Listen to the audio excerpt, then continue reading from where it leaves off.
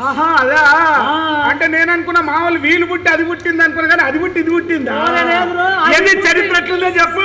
అది పుట్టి ఇది పుట్టింది ఎట్లా చెప్పు. ఆ భూమి ఎలా ఉందంటే నాయన అదే అరే తూర్పు దిక్కున జారు భూములు, పడమట దిక్కున పంట భూములు, ఉత్తర దిక్కున కోట భూములు, దక్షిణ దిక్కున దాడవ భూములు, ఉత్తర దిక్కున దాడవ భూములు, దక్షిణ దిక్కున దాడవ భూములు. ఒరే జాతాపులు ఆ భూములు